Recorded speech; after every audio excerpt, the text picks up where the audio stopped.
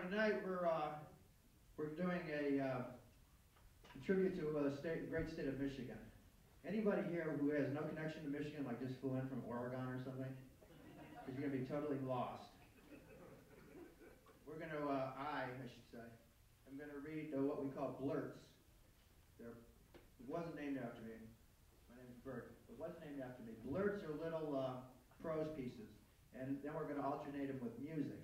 And the music isn't always going to be klezmer. It's going to be a potpourri of things. So if you don't like what you hear, just stay tuned and you'll eventually hear something you'll like.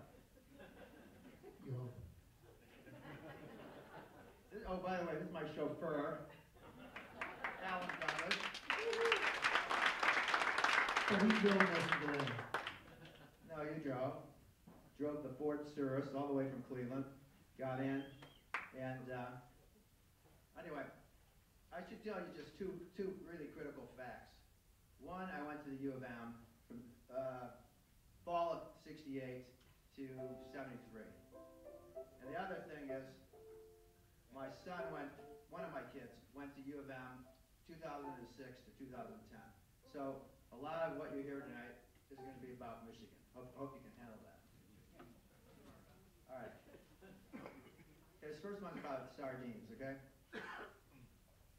The trend at mass feed kiddishes, which are post-services temple chows, is towards Israeli food. Hummus, baba ganoush, Israeli salad. Now when you privatize and don't invite the whole congregation, you typically add some fish. Now all Jews like a good piece of fish. Lox, smoked fish, herring, the occasional sardine. So my younger son called from Trader Joe's in Ann Arbor and said, "Now don't get excited, Dad, but do I want the sardines in oil or water?" I said oil. But I did get excited. My college kid was finally getting into Dean's. My mother had given me about 8 cans of sardines when I went off to college. I ate them on Sunday evenings when the dorm was closed. This was back when sardine cans had keys, and they were from Portugal. They weren't from Thailand. Now, surprisingly, to me at least, the guys in my dorm wouldn't share my Deans. Now, I liked all kinds of Deans. Even the monster-sized ones from tomato sauce were okay. Bones, no matter. Cajun sauce, soy sauce, olive oil, mustard sauce, all good. Now, at luncheons, the other guys in my band don't seem to appreciate the fish, a.k.a. the dairy spread, as we say in kosher parlance, as much as I do. Yeah, I like the lox. Lox is apple pie. But the other items, smoked fish excluded, get little play from the band. You should see the mountains of herring left over. All right, so that's the kind of stuff you're going to hear. I promise you we will mention Michigan in almost every one. Now, I'm going to bring out, speaking of Michigan, we're going to bring out the third guy in our group tonight. He is a resident of Ann Arbor. He says he works in the engineering and architecture department in Michigan, but I don't believe him. He's going to correct me right now. He's very forward. Come up here, get forward. Gerald Ross.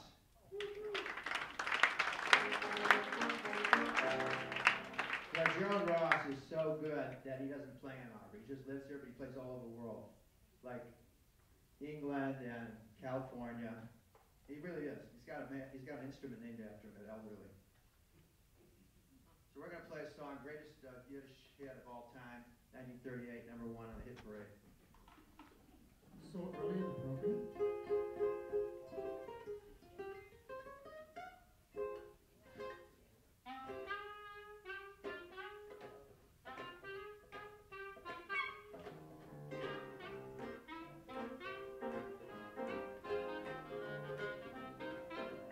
Mr. Shane, please let me explain. By Mr. Shane means that you cry. By Mr. Shane, again I'll explain. It means you're the fairest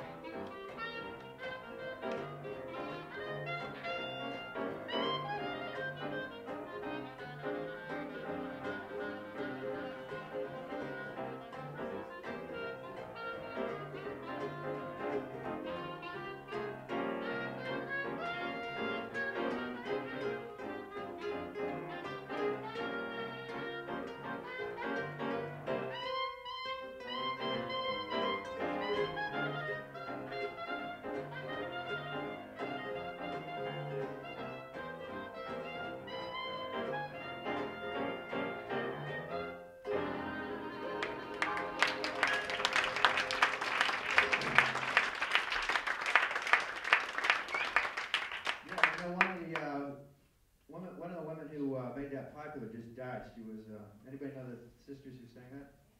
Right, yeah. The last one just died, unfortunately. Anybody from Detroit? All right, good. Got one for you. I drove to Rochester, Michigan, which is not as cool as Rochester, New York, but it does have a small town charm. I've seen Father Coughlin's former church in Royal Oak. I've been to Detroit many times. My wife, Alice, said, Detroit has very long roads. She probably meant Woodward, Gratiot, and Telegraph. Now, Detroit also has the Lodge. Elmore Leonard mentions the Lodge in his books. Like, hey, the casino, but you can't fucking miss it over by the Lodge. I stayed at a hotel near the Silver Dome, which looked like a big pillow. The stadium did. A Detroiter told me the Silver Dome sold for about $200,000. Price of a small carport, California. People who wear Tigers caps are cool, as are Indians caps wearers. Now what about Berkeley, Michigan? Is that worth a drive? Elmore Leonard eats at the Beverly Hills Cafe. I wonder if that's part of the Beverly Hills Cafe chain or an independent restaurant in Beverly Hills, Michigan. I wonder if Elmore Leonard spends his winters in Detroit. I bet he doesn't. He writes a lot about Florida. City Primeval, High Noon in Detroit. That's worth reading. Maple means 15 mile. Big Beaver is 16 mile. What about Oakland U? Does the university have Bobby Seale barbecue sauce? I live only 3.5 hours, from Berkeley, Beverly Hills, and Oakland.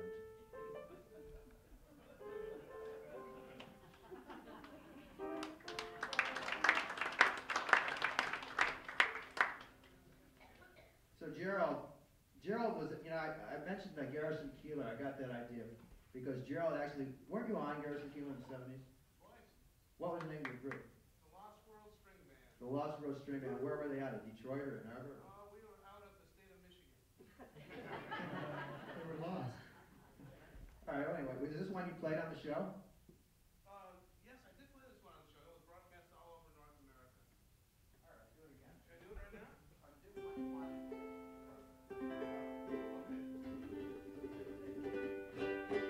Okay, I'm going to sing a song for you right now that I recorded in 1966 with Nancy Sinatra. I was 46 years old at the time.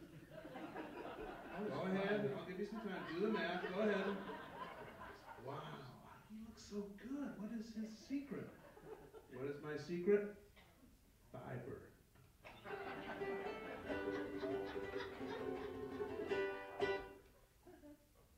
think, am I going to sing this one or am I going to do an instrumental? I think I'll sing this one.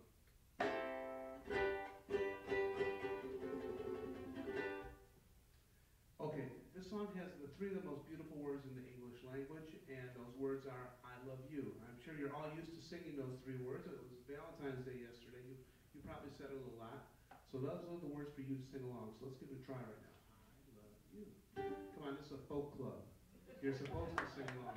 Just like Pete Seeger.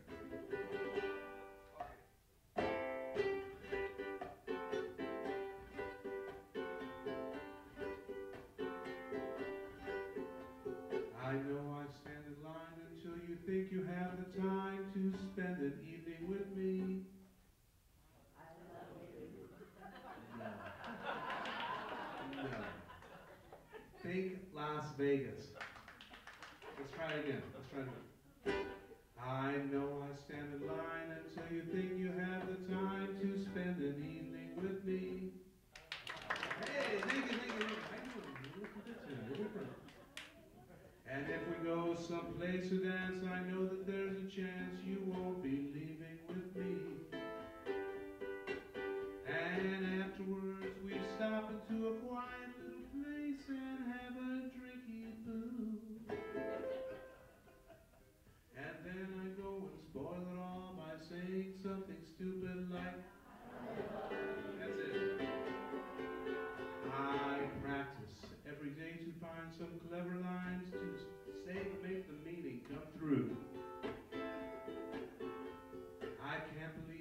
here with me, my tongue is tied so nervously, I'm trembling and blue.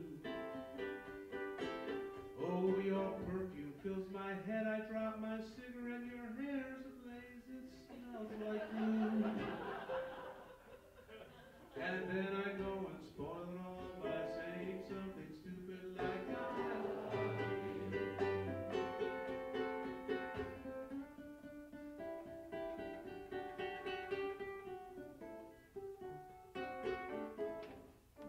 This is the solo number.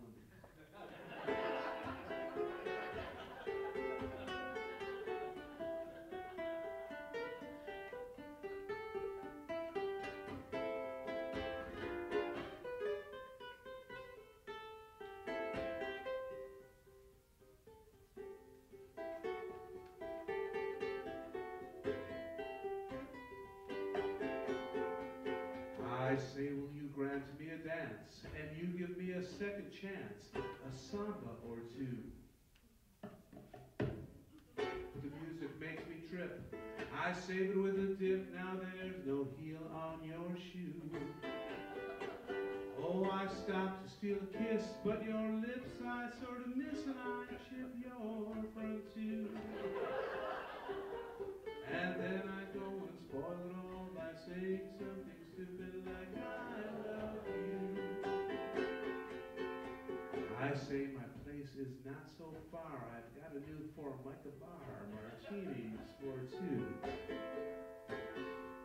You look so perfect sitting there, your melted dress, your charred black hair, aroma of blue. Oh, you sit upon my couch, a rusty spring makes you say, ouch, a tetanus shot for you.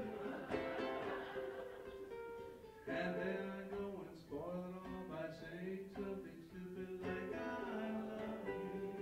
Big ending, come on. I love you. Big, big. I love you.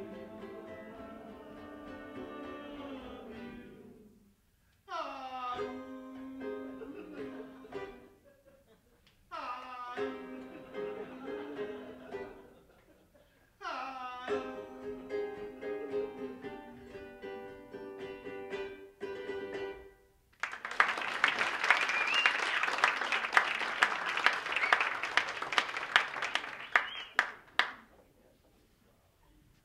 That's one of many you're going to do tonight.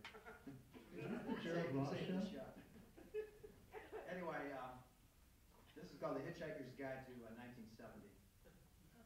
Occasionally meet young people who lament they didn't live through the hippie era. They lived through nothing. I know that feeling, living through nothing. I missed World War II and felt bad about that. Skip Heller, a rockabilly musician, posted a video called Reflections of a 44-year-old middle-aged Jew boy. It was his reminiscence. About what? He was born in 1965. He missed not only World War II, but the hippie era. What could he reminisce about? Transformers? I hitchhiked across America 4 times, I think. That's worth talking about for a minute. 1 minute. I spent 8 hours on the on-ramp at Needles, California in 100-degree heat. I counted so many roadway trucks and consolidated freightway trucks and Winnebagos. That was forgettable. Worse, no driver ever told me the secret of life. Drivers often asked me my college major and if I knew anybody in Michigan. Because I told the drivers I was from Ann Arbor, it got a better response than Cleveland. The hippies, aka freaks, had the worst cars. Alternator trouble, steering problems. The city of Flagstaff, Arizona didn't allow hitchhiking. You had to walk through Flagstaff.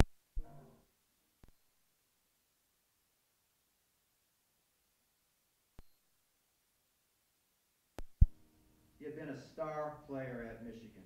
He was coming from Ann Arbor, where he had partied with former Michigan players.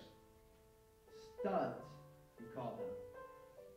By the way, studs died. Mandage, unfortunately, died of cancer just 2 years ago at 62. I hitchhiked across the country with an English girl. She was cute and Jewish. The problem, she was meeting her boyfriend in California. I last hitchhiked about 1975. I hitchhiked too much. I should have done something more productive. My knowledge of trucking companies has yet to come in handy.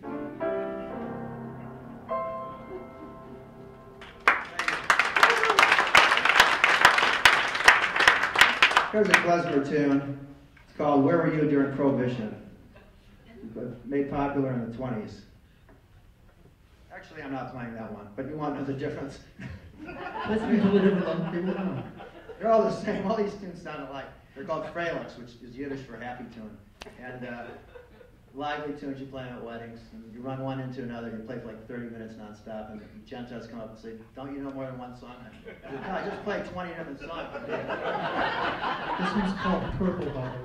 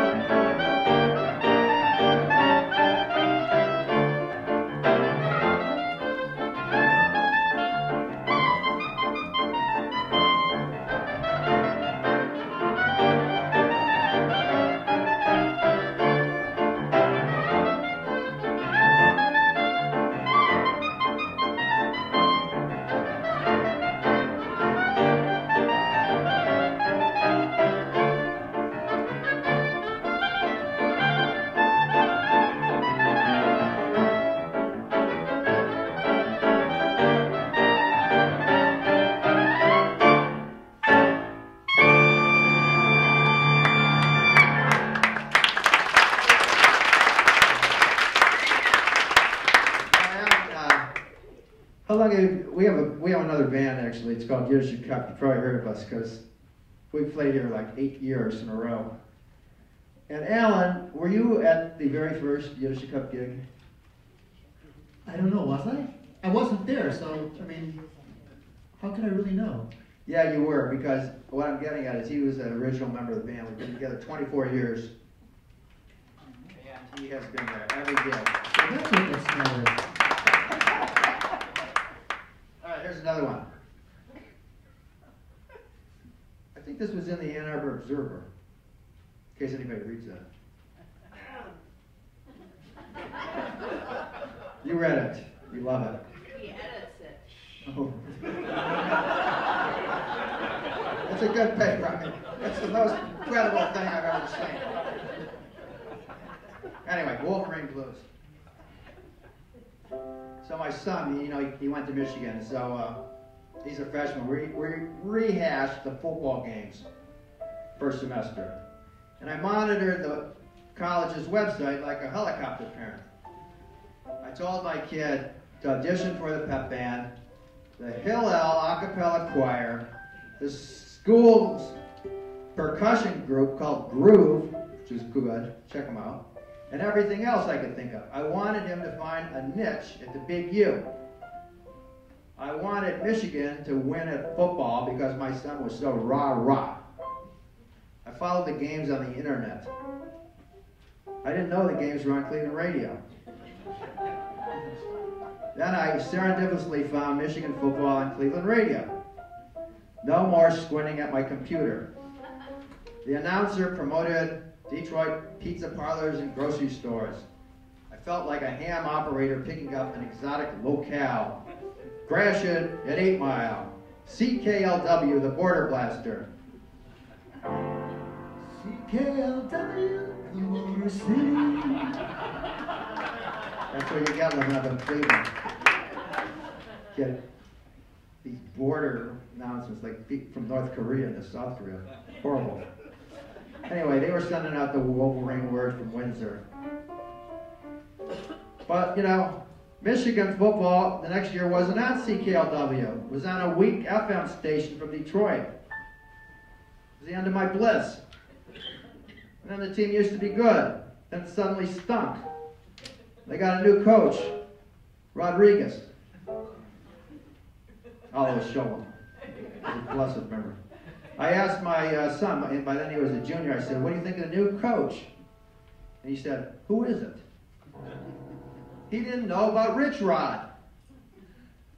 My son had fallen under the sway of the football atheists at the Residential College of Music School. I knew more about Michigan football than my son. I was now rah-rah, and he was so-so.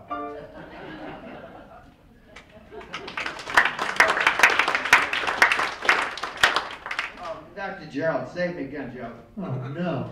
What do you got, Joe? I've got an instrumental number for you right now. I'm going to ask you this on every tune. Did you play this on Prairie Home Companion? No, I was 98 years old at the time. I was too old. This is an instrumental number. The last song I played for you was a vocal number. And I want to give you the Gerald Ross 100% guarantee. I have some CDs for sale out there. There are no vocals on the CD. They are all instrumental. I guarantee you that. And you know, this is a ukulele. You don't get much respect for this instrument in the music world. And when you try to record CDs or LPs or vinyl or anything, and you go to a record company, they don't want to deal with you because you're playing the uke. So my first CD, the only record label that would give me the time of day was a religious record label.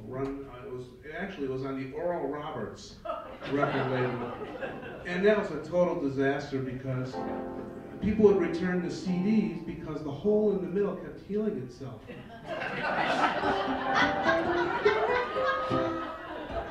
The hole in the middle kept healing itself. I'm offended. Okay, here's an instrumental number by one of the greatest ukulele players of all time, Mr. Duke Ellington, called Don't Get Around Much Anymore, or for you vegetarians out there, Don't Get Ground Around Much Anymore.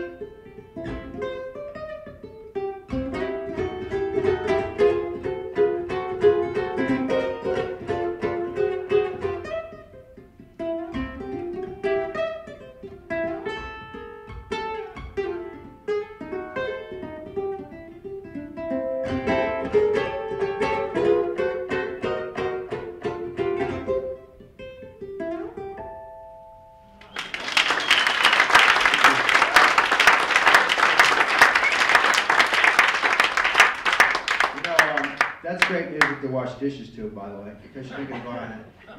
I mean, that's what I do with it. Can't imagine doing anything else to it. Oh well. There's some depressing stuff about the good old days. It's not that depressing. Because, you know, when you have the perspective of 40 years, it's all amusing. Anyway, Ann Arbor Bank. So Allen Ginsberg visited my English class. He knew the professor, Ted Bergen. This was in 1969. Ginsberg said we only had 5 years left. He said, I'm afraid to read the papers. Too much killing. He had just talked to William Burroughs, who said less than 5 years. How was I supposed to get through pre-med if the world was ending? I was 19. The Ann Arbor Bank sign read 15 degrees. I ate at the co-op, and I didn't clean the dishes properly. The head guy regularly bawled me out. My wife still says I don't do them right. I mean, what's a little dirt? The sign at the Methodist Church on State Street read, Are you going through life with a kindergartner's conception of God? Probably. Ginsberg had a white beard. In my rooming house on Catherine, I heard the radio coming up the heating vent all winter. I heard the guy below talking sex, having sex. Then Earth Day happened. 1970. And everybody was suddenly talking about goose down and duck down sleeping bags. So I bought one, $35. But the feathers kept coming out the seams. It was sewn through, so where the thread was, there was no down. And the seams were supposed to keep the down from rolling all over the place, but it didn't work. I used that bag for many years. It was called a mummy bag. I couldn't even turn in it. I was like a dead man. The Ann Arbor Bank sign read 10 degrees. Oh, shut up, or hush.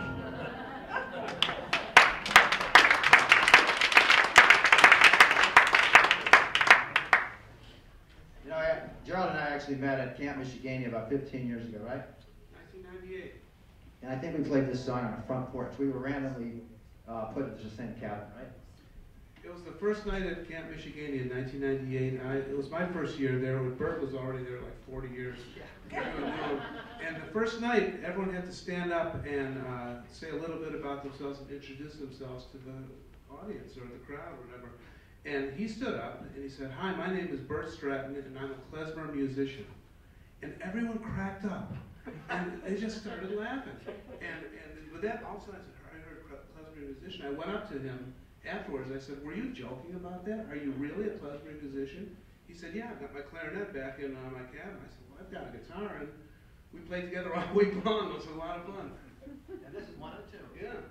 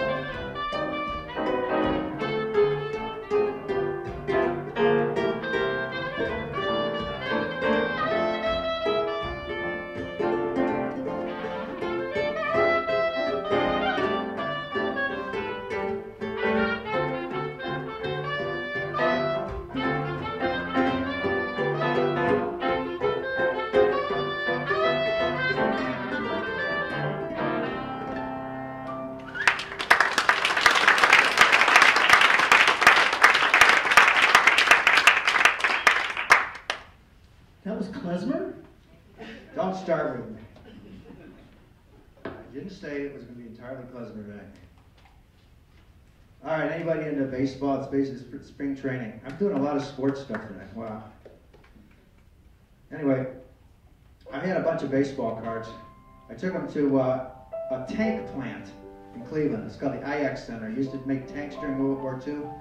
Now they show cars in there, and like huge exhibits. I had 3,000 baseball cards in a roller suitcase. I got 3 offers for my collection. I got a good price for my youth, several $1,000s. I hadn't put the cards in bike spokes.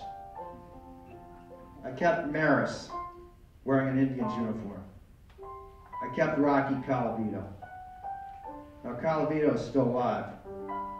Maris is dead. A couple years ago, Colavito criticized the Indians' former general manager, Frankie Lane, on the 50th anniversary of the infamous Colavito for Harvey Keene trade. Remember that? Bad move, Colavito said in the paper, and I agreed. That Colavito trade taught me something. I learned for the first time, life can be difficult. I hadn't been to any funerals, so the trade was the next best thing. The Rock for Harvey.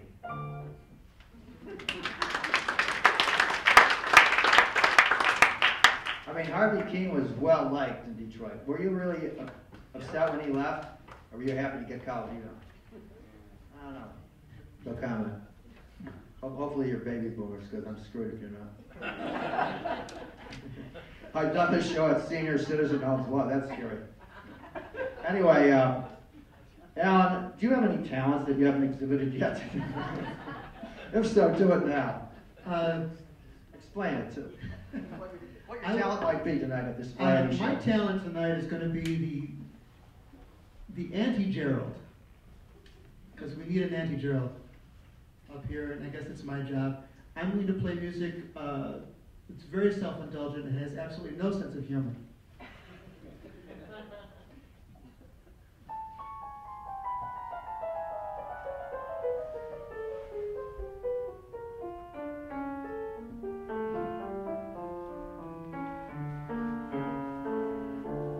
I've been so many places in my life and time.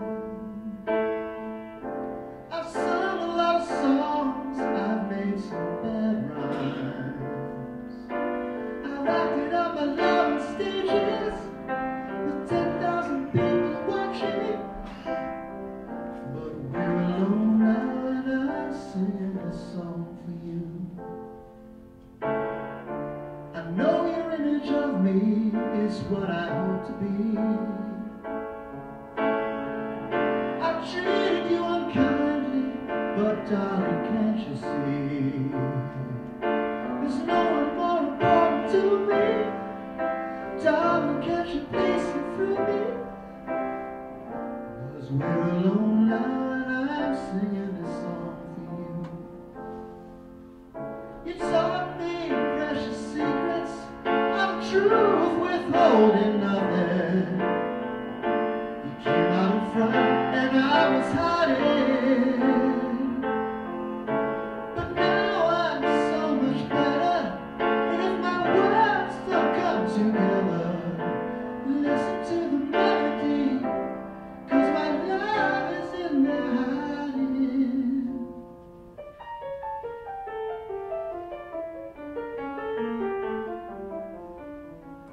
Well, I love you in a place where there's no space or time. I love you for my life, you are a friend of mine. And when my life is over, remember when we were together. We were alone and I was singing this song for you.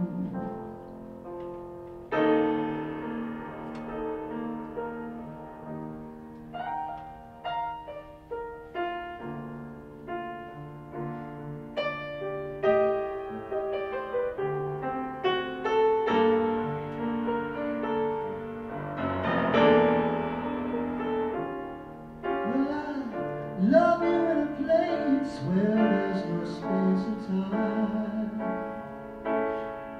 I love you for my life, you are a friend of mine. And when my life is over, remember when we were together. We were alone and I was singing a song for you. We were alone and I was singing this song for you. We were alone and I was singing this song. Singing this song for you.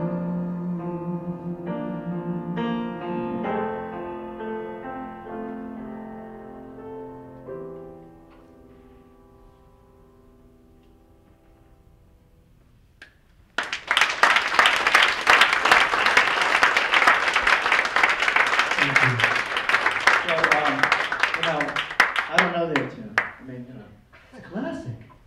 yeah, you tell me what it was. Leon Russell, man. See, I'm the Jewish part of the band. He's the rock and roll part of Yiddish Cup, and you haven't been too successful lately, Alan, because I'm telling you, like this Sunday, we're playing a wedding in Cleveland. And we're playing from 4:30 to 7:30, and we're getting kicked out at 7:30. They're kicking us out for a soul band. Because you're not up with the latest tunes. I mean, what year was that tune that you just sang? 1990 or 1970? Late 60s, early 70s. Yeah, well, get with it, man. It's the 21st regular century, man. We need more gigs. Singing this old... Just kidding. All right, look. Has anybody seen the TV show Breaking Bad? It's about this high school chemistry teacher. It's a great show. Anyway, my dad, similar to that guy, except my dad wasn't quite the criminal. But my dad made foot powder in the basement. It wasn't meth, it was foot powder. And he got a letter from a guy in Arkansas that said, "Mr. Lesper, do not stop making the powder. Do not stop." See, the company was Lesper Drug, named after my sister Leslie and me, Bert. But then my dad stopped making this stuff, because the Arkansas man was about his only customer. Then my dad started selling cosmetics. Then he started buying buildings. On and on. My dad was the Jewish Willie Loman. Talk to Arthur Miller about that one, would you? My father had one record. One record. It's the Ohio State Marching Band LP. No, that was my record. He bought it for me. My dad had no LP records. My dad had stock records. My dad bought his first stock Seaboard Airline when he was at Ohio State. Airline meant train line back then. An airline was the shortest distance between 2 points, the way the crow flies. Now, my father didn't care I wound up in Michigan. He wasn't a Buckeye nut. My band, Yiddish Cub, had a trumpet player. He was such a rabid Buckeyes fan, I gave him time off during a gig to watch part of the game. Remember that, don't you, Alan? I was there, unfortunately. It was a luncheon, bar mitzvah luncheon. They didn't know Ohio State was going to go on at noon. They were supposed to go on at 3, but they moved it to noon. Bar mitzvah boy, everybody was in tears. So anyway, my trumpet player was in huge tears. So I said, "Hey man, go watch the game." The other musicians were nonplussed. They said, "It's just a game, man." They did not get that this trumpet player had been in the Ohio State marching band and had attended every single Ohio State bowl game, including the Tostitos Bowl. The musicians did not get that my father had given me one record, the Ohio State University Marching Band, featuring the Buckeye Battle Cry. All right. Here's a classic klezmer tune. Klezmer music is Eastern European instrumental Jewish wedding music. Got that? And it was influenced by surrounding cultures, particularly the Ottomans who came up from Turkey and went into Ukraine and So some of the music of the Jews of Eastern Europe is influenced by a Middle Eastern feel. And actually in Yiddish, the beat is called the Turkischer. This is a Turkischer.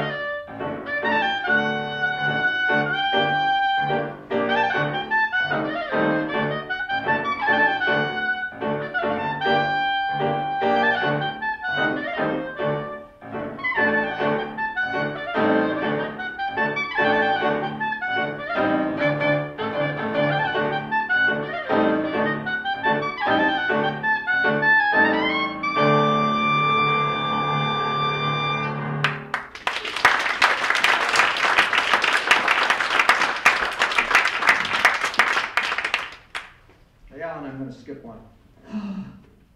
Not one of mine. Oh, no, I wouldn't do that. I'm going to read one called Borders, but it has nothing to do with the bookstore. This is kind of sad because, you know, it would have been appropriate since I'm only reading Ann Arbor stuff. But anyway, this is called Borders. My rabbi criticized me for mispronouncing a word.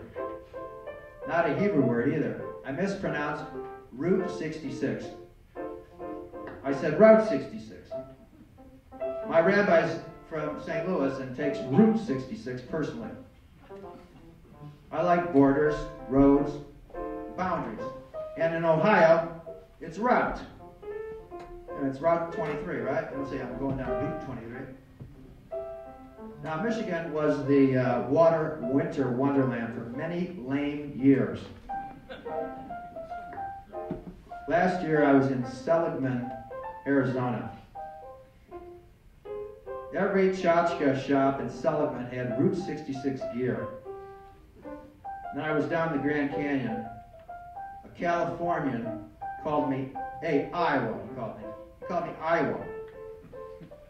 Even after I said, go Bucks to him. He was from Anaheim. Just say I'm from LA, okay? Same for Orange County. Just say LA. I saw a lot of Californians in the Grand Canyon. One was from Atascadero. I mean, what's that? I'm weak on California. Ohio is my strong suit. I built a plaster of Paris model of the Ohio Turnpike for 8th grade Ohio history. You know, nobody cares there's only 3 people left in the city of Cleveland. I mean, the question is, how big is the metro region? Cleveland, Akron is the 17th biggest TV market. I mistakenly told Grand Canyon hikers that Cleveland is the 30th largest market. I didn't know Cleveland is that big. I like rankings in a certain amount of order. I like boundaries and borders. I like to know where I am. Schönen Dank. Schönen Dank. That means thank you very much in Yiddish. Alan, I think I'm going to bring you back for another tune. I got to find it though, because I want to play along with it. This is one where he impersonates another human being so closely that when we play this at gigs, particularly the help look around and say, is that real or is that recorded? Everyone turns around and goes, what? It's fun.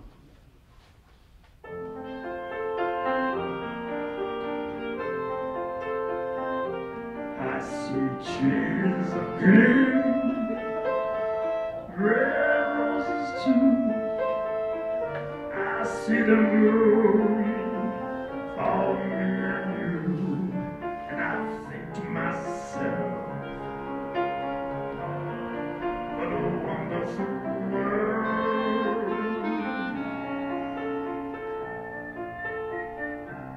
I see skies of blue,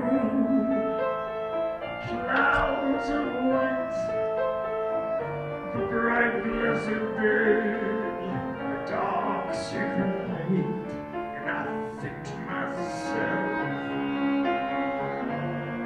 what a wonderful world.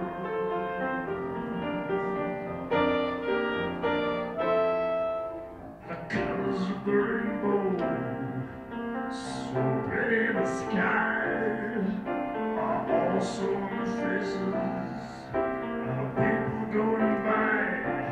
I see friends shaking hands, saying, how do you do? They're really saying, I love you. I hear babies cry, I'll watch them grow.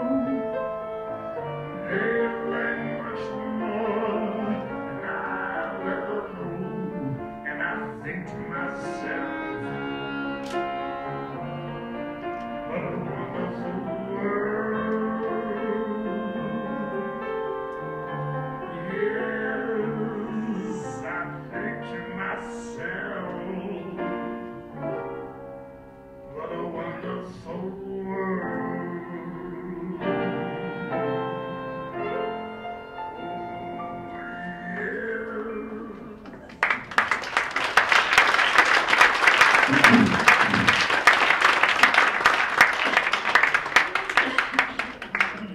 Okay.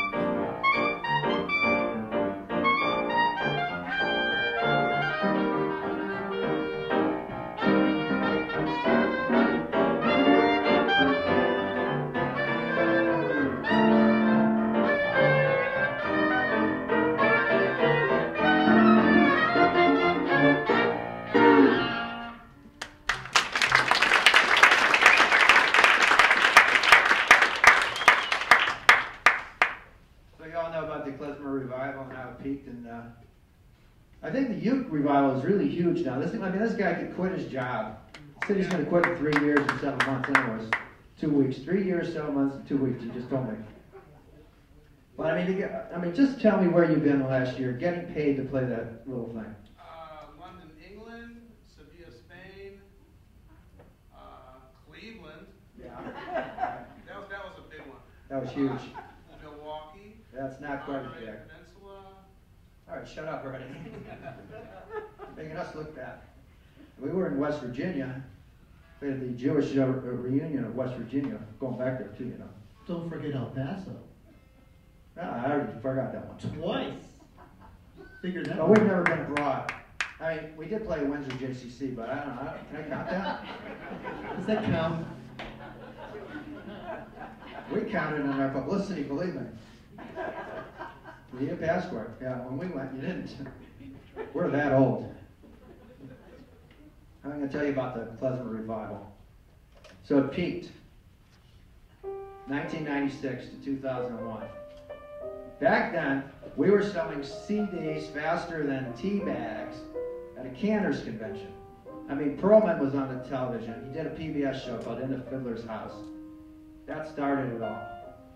And my band, we drove down to Columbus to catch the show. Perlman, Statman, Brave Old World, the Klezmatics, and the Klezmer Conservatory Band. That hall was crowded. That passed. The good news is Klezmer didn't die. It flatlined into part of the culture. Klezmer is now like challah and grape juice. It's just there. I don't have to explain Klezmer to Yidden anymore. Just to Amish.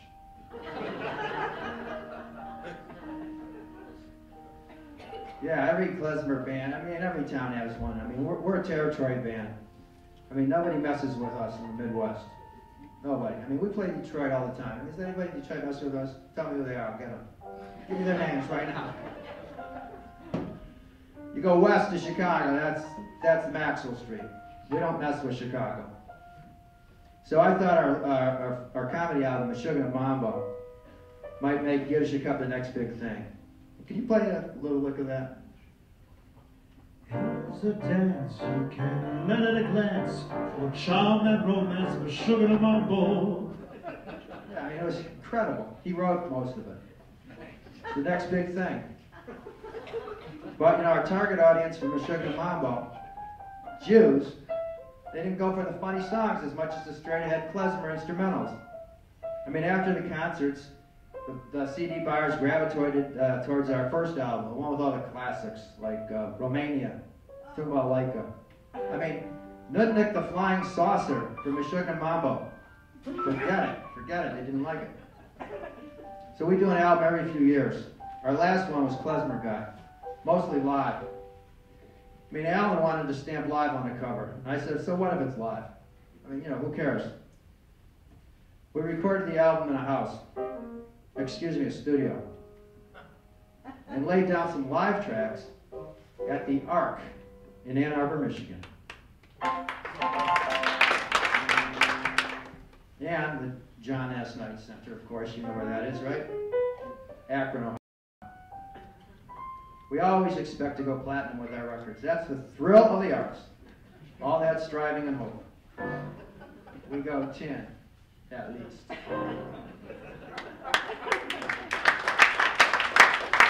Hey, thanks. You know, this is like a radio show. You know, I envision this a radio show because, you know, you just close your eyes and, you know, we jump around. There was a show in Cleveland that's got polka varieties, just a bunch of different polka bands. So, are you going to be our polka variety act now? Are you going to play that song? Tell me about it. I heard it's really famous. It is time to get out the chick magnet. You've heard a lot of different kinds of music tonight. You've heard klezmer music, you've heard ancient rock and roll music from the late 1960s. But there's one type of music that you did not hear tonight, and you're going to hear it now. It's the make-out song. So we're going to bring the lights up, and feel free to make out during the song. Just feel free right now. No, don't bring the lights. This song was a 1959 hit. This instrument is, besides being the chick magnet, this is a Hawaiian steel guitar. This is a 1951 Fender Hawaiian steel guitar made in Fullerton, California. This was their student model. It sold for $25. And this is what your parents bought for you if they thought you weren't going to be serious about it, you'd give it up in 2 weeks. But it's really a nice little instrument. It's held up well over 60 years. And I'm going to play you a song, 1959, the only steel guitar song that ever made it to #1 worldwide for 5 weeks. It's a tune by two Portuguese brothers, Santo and Johnny, from Brooklyn, New York, and a tune they did called Sleepwalk. Everyone, I call this song a song that everyone has heard but no one knows the name of. And I'm going to be joined by Alan, who knows how to play all that ancient kind of music, don't you? What'd you say?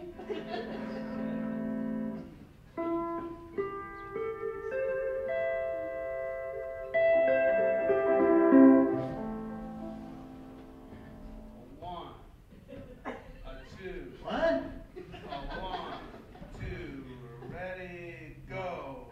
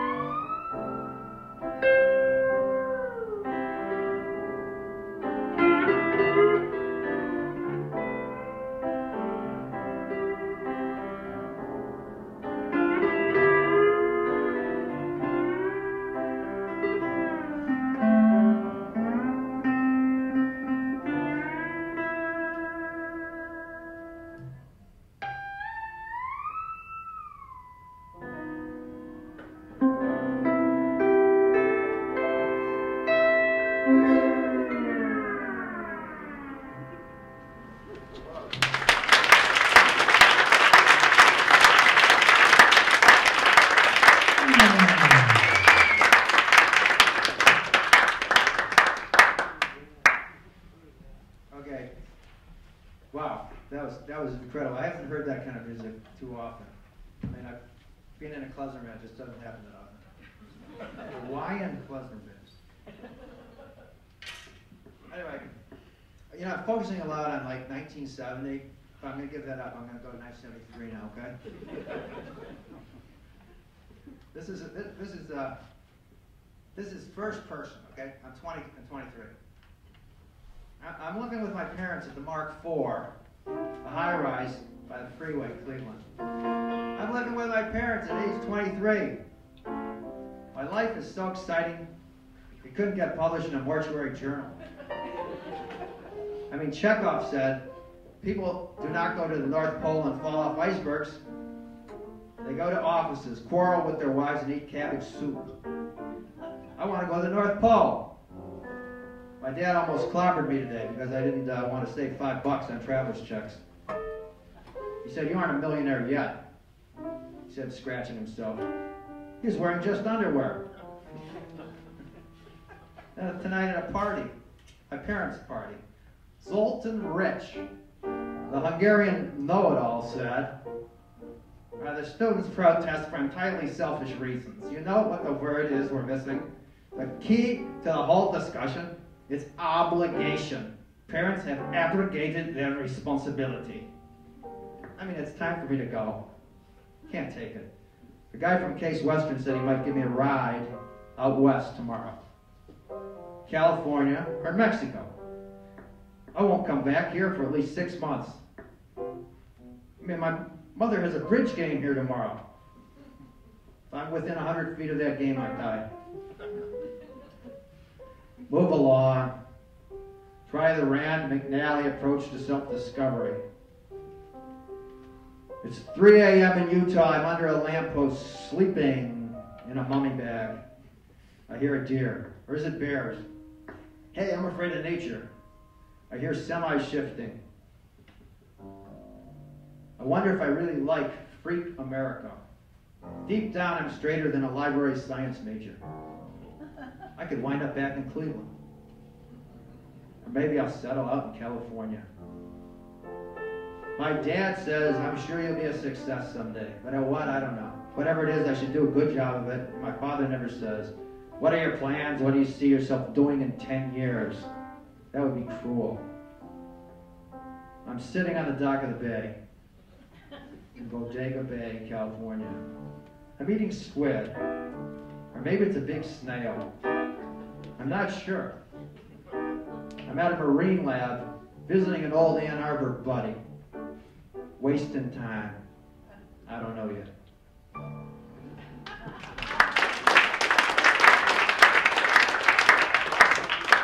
Hey, Alan. This is a new song from 1973.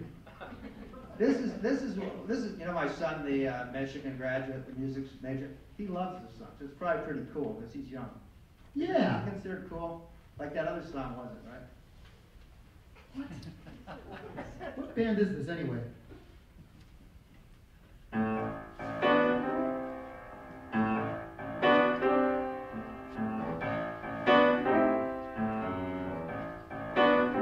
I would love to tell us something in a challenge show. Yes, I'd love to tell us something in a challenge show. 'Cause I'm down to be star, make them laugh. Sound is like a record on the phonograph. Those days are gone forever, over a long time ago. Oh yeah.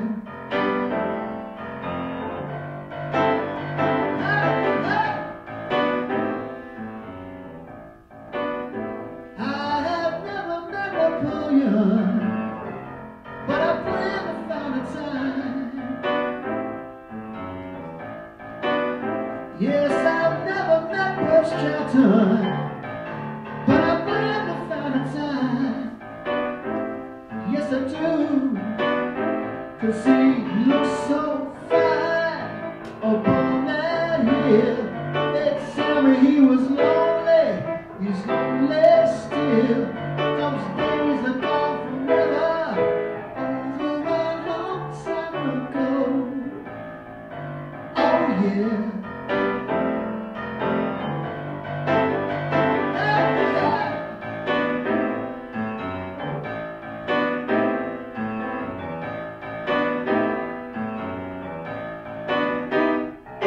I stepped upon the platform, the man gave me the news.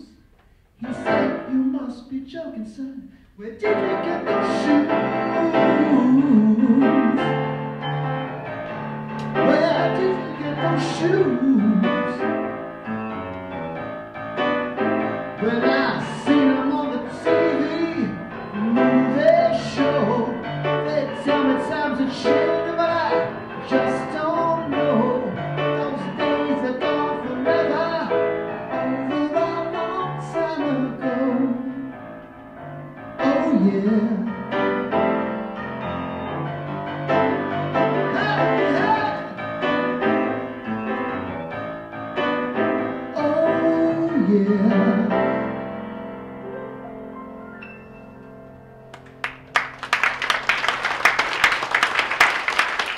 bet someone out there knows the title of that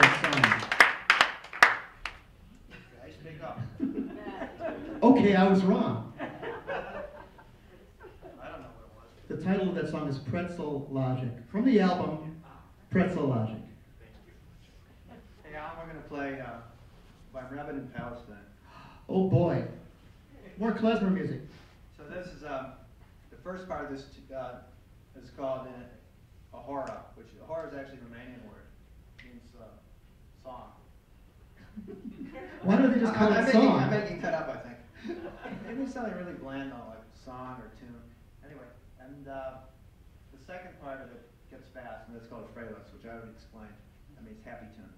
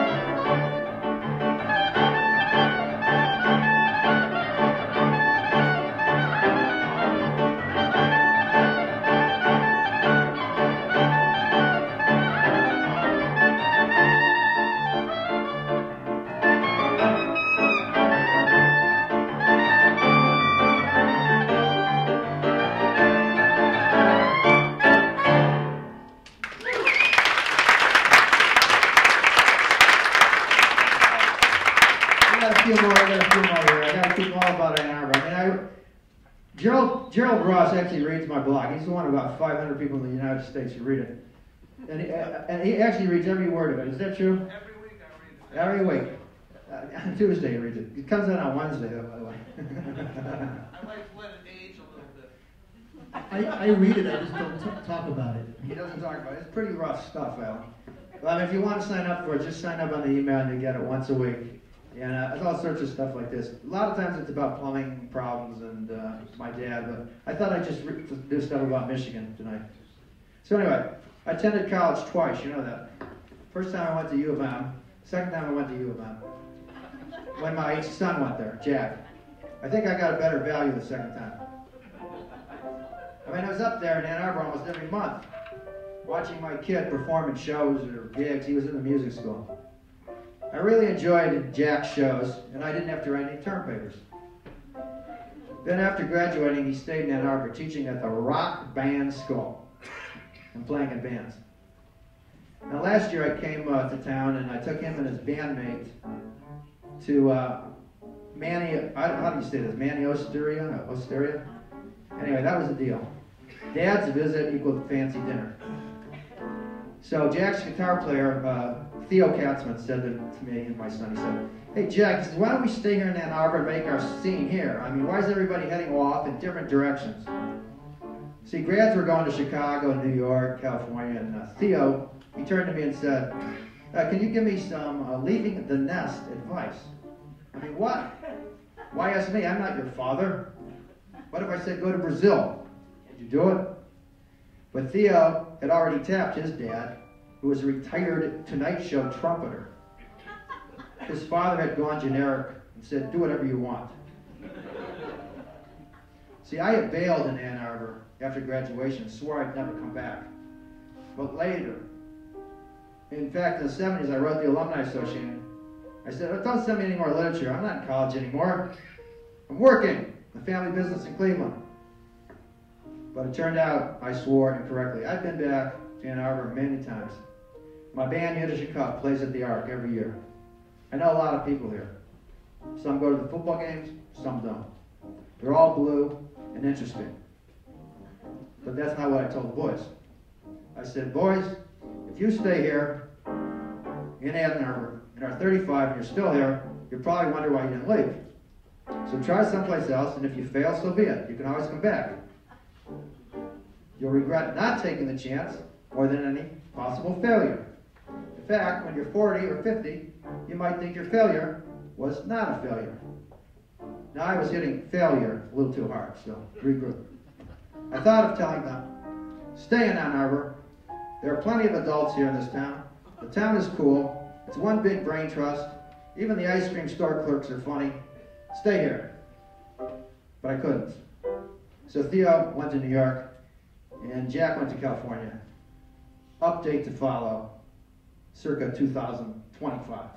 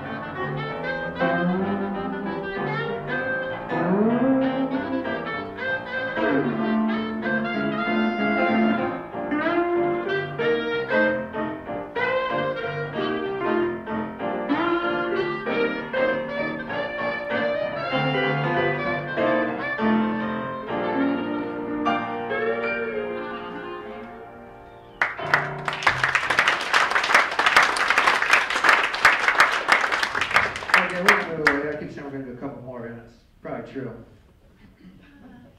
But I got to do fiction, because I was, I studied fiction. I studied with like Donald Hall. You realize when I was at Michigan, there was Donald Hall, there was Robert Hayden, and there was a Russian guy, Joseph Brodsky. I mean, it's like superstars around here. The only one I really knew pretty well was Donald Hall. Anybody ever heard of him? Yeah. Anyway, I'm in touch with him. I write letters to him. He doesn't do email. He's 84. He lives in New Hampshire. He's a great guy. Anyway, this is fiction. It's about the Hall of Fame. Challah is bread, you know. Challah? Hall of Fame. So it was started by, it was in Cleveland, of course, Hall of Fame. And it started by a guy named Klemzer Guy. And Klemzer Guy started out writing music and record reviews for his college paper, The Daily. He wrote up Muddy Waters, Buffy St. Marie, Mott the Hoople, and the Up. He had insights. For instance, he disliked Detroit rock and roll because it was simplistic and solipsistic.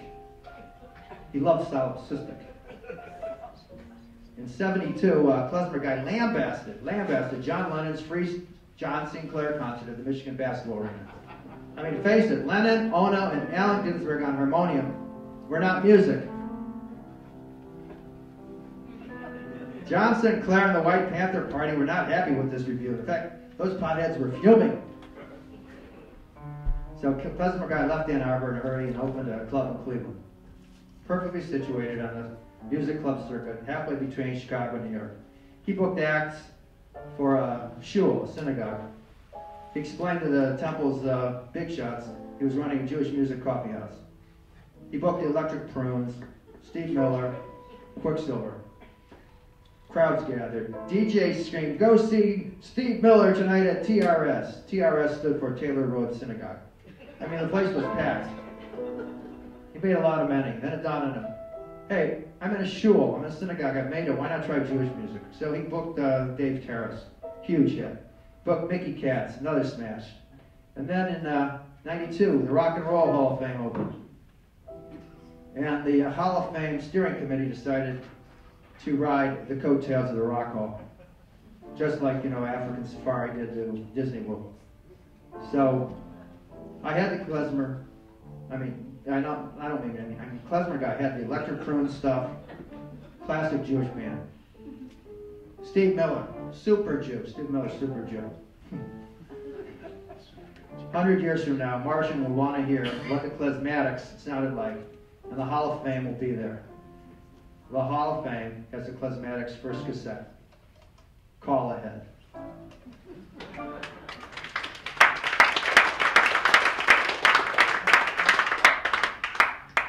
We got a toss-up here. I think we're going to do one of you. I'm not going to read anymore. We're going to do one of you, and then one of me. We're out of here. We have tapes for sale. No, not tapes yet. I'm a little old. Whoa. 8 tracks. So who wants to go first? You or him? You want to go? You want to flip a pick? No, you go. Do something fun. Okay.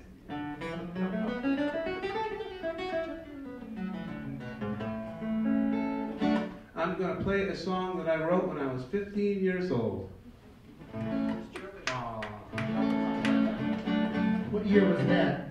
It was actually 1917. I grew up in Detroit, in the suburbs of Detroit. I grew up in Southfield, Michigan. And this song was written before there was fluoridated water, and I was having trouble with some cavities in my teeth, and I went to the dentist, and it was a really bad dentist. He put in a filling, and for 3 days, I was picking up a country and western radio station. This was a crystal that was formed there. But during that time, I was really enjoying listening to the country music in my head. So I wrote this song when I was 15, and I played it for a friend of mine in high school. And he said, that is the greatest song I've ever heard. I said, it's okay, son. He says, no, we're going to make a lot of money with this song. It's going to be a big hit. I said, it's okay, it's not that great. He said, let me take care of it. I was 15, he was 16. He had a license.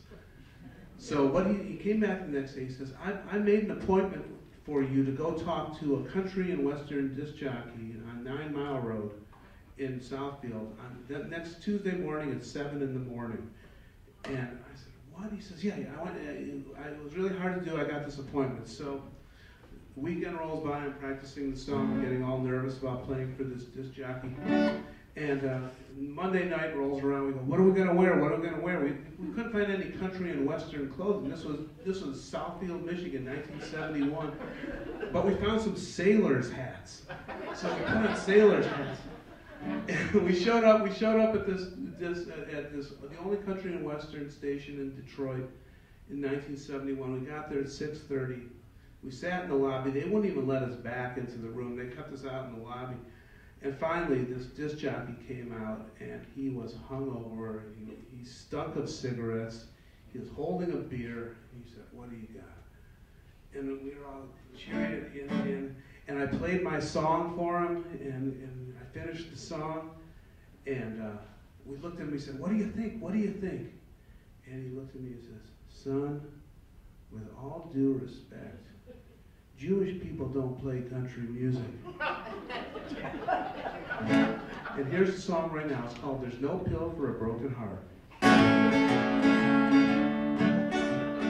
a country and western song.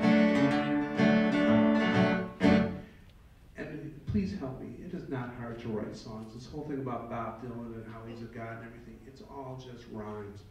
Help me. Well, my baby left me this afternoon just to find herself a new start. She said my love was no longer good. You know, she really broke my heart. She went and left me all alone. I can't find a reason why. She left me sitting on this dusty road with a teardrop in my eye.